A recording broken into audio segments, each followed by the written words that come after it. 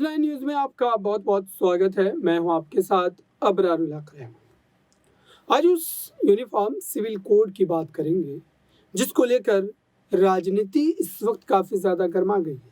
दरअसल प्रधानमंत्री नरेंद्र मोदी का वो बयान जो कि उन्होंने मध्य प्रदेश में दिया यूनिफॉर्म सिविल कोड को लेकर के, और ये कहा कि एक देश में दो कानून नहीं रह सकते।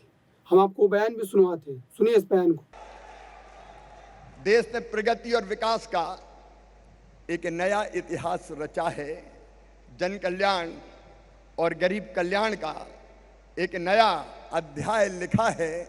मोदी नाम आज मंत्र बन गया है। जहां मोदी जी जाते हैं दुनिया झूम जाती है और हर देश मोदी मंत्र का उच्चारण करता है। अभी अमेरिका की संसद में जब हमारे प्रधानमंत्री जी बोले तो 79 बार अमेरिका की संसद में सांसदों ने तालियों की गड़गड़ाहट से मोदी जी का स्वागत किया और 15 बार, ये देश के लिए गर्व का विषय है, मन आनंद से भर जाता है। 15 बार अमेरिका के सांसदों ने खड़े रहकर माननीय मोदी जी को सम्मान दिया उनके भाषण के बीच में।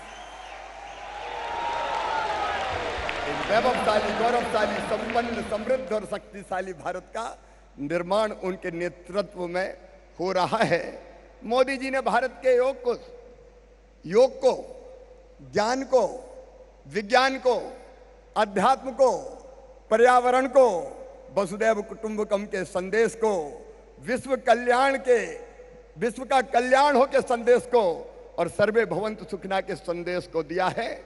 और इसलिए सचमुच में भारतीय जनता पार्टी का काम मतलब भारत का काम हो गया है। और इसलिए कार्यकर्ता मित्रों, जब हम भारतीय जनता पार्टी का काम करते हैं तो केवल एक राजनीतिक दल का काम नहीं करते, हम हमारे देश के लिए काम करते हैं, हम विश्व के कल्याण के लिए काम करते हैं।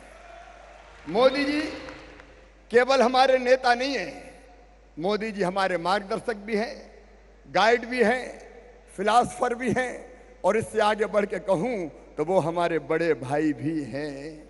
जिस स्नेह से और प्रेम से विदेश की यात्रा समाप्त करके वो बूथ के कार्यकर्ताओं से संवाद करने आए हैं, अपने आप में ये अद्भुत बात है मेरे कार्यकर्ता बहनों, ये अद्भुत है सचमुच में। आज वो हमसे संवाद करेंगे, लेकिन आप सौभाग्यशाली है कि संवाद के लिए चुने गए हैं अपने परिश्रम के आधार पर। मैं मध्य प्रदेश की राजधानी भोपाल में आप सबका स्वागत करता हूं इस संकल्प के साथ कि कभी स्वामी विवेकानंद जी ने कहा था महानिशा का अंत निकट है, सुदीर्घ रंजी समाप्त हुई जान पड़ती है। भारत माता एक बार अंगड़ाई लेके फिर से उठ के खड़ी हो रही है और विश्व गुरु के पद पर अधिष्ठित हो रही है। मैं भाव भरे हृदय से कहता हूं, जो स्वामी विवेकानंद जी ने कहा वो नरेंद्र मोदी जी के नेतृत्व में साकार हो रहा है। भारत विश्व गुरु होगा और इसलिए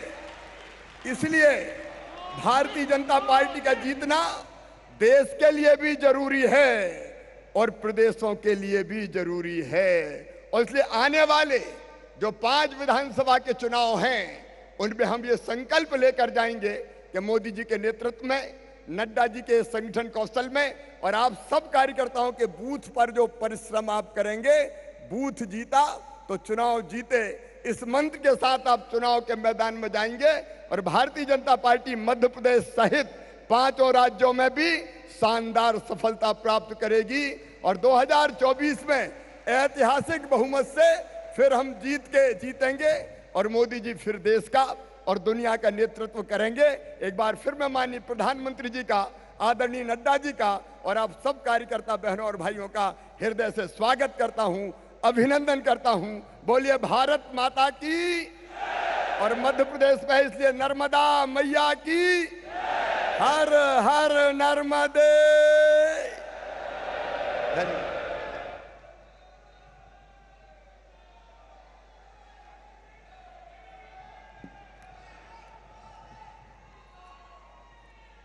मैं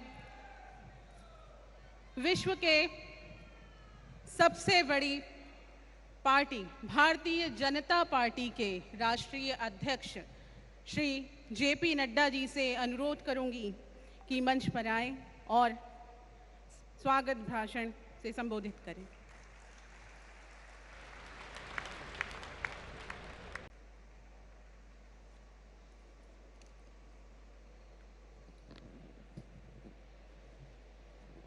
बोलिए भारत माता की, भारत माता की, भारत माता की। आज के इस कार्यक्रम में मंच पर उपस्थित भारत के यशस्वी प्रधानमंत्री सम्माननीय श्री नरेंद्र मोदी जी, मंच पर उपस्थित मध्य प्रदेश के मुख्यमंत्री भाई शिवराज सिंह चौहान जी, हमारे प्रदेश के अध्यक्ष मध्य प्रदेश के श्री वी.डी. शर्मा जी, यहाँ उपस्थित अल्पकालीन विस्तारक के रूप में निकलने वाले हमारे हजारों कार्यकर्ता और 15,000 मंडलों से और 10 लाख बूथ से डिजिटल माध्यम से, इलेक्ट्रॉनिक माध्यम से, टेलीविजन के माध्यम से जुड़े हुए हमारे सभी वरिष्ठ पदाधिकारी, कार्यकर्ता बंधु और मीडिया के मेरे साथी, प्रिंट मीडिया और इलेक्ट्रॉनिक मीडिया के साथी, यह हम सबका सौभाग्य है कि आज आदरणीय प्रधानमंत्री जी का हम सब लोगों को मार्गदर्शन मिलने वाला है और हम सब लोग उनके मार्गदर्शन के पश्चात अल्पकालीन विस्तारक स्थान स्थान पर जाकर के काम करने वाले हैं। सबसे पहले तो मैं अपनी ओर से हमारे सभी अल्पकालीन विस्तारक जो निकल रहे हैं उनकी ओर से और जो हमारे लाखों कार्यकर्ता इलेक्ट्रॉनिक माध्यम से जुड़े हैं उन सब की ओर से आदरणीय प्रधानमंत्री जी का हार्दिक अभिनंदन करता हूं, स्वागत करता हूं। मित्रों, यह हम सब के लिए सौभाग्य की बात है कि हमारे प्रधानमंत्री जी, जो देश के सबसे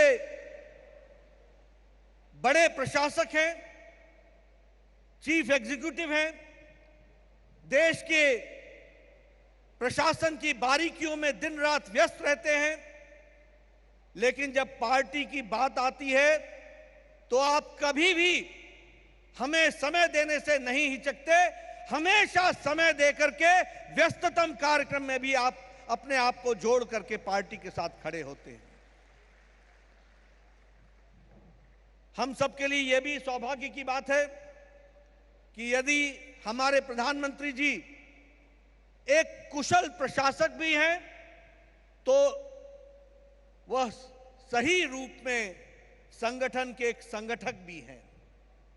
उनके मूल में, उनके कार्य पद्धति में संगठन रचा बसा है। उन्होंने अपना जीवन संगठन में खपा दिया और बूथ स्तर से काम का देखते हुए उन्होंने देश का नेतृत्व किया और पार्टी को और देश को दुनिया के नक्शे पर खड़ा करने का काम किया तो आदरणीय मोदी जी ने किया है।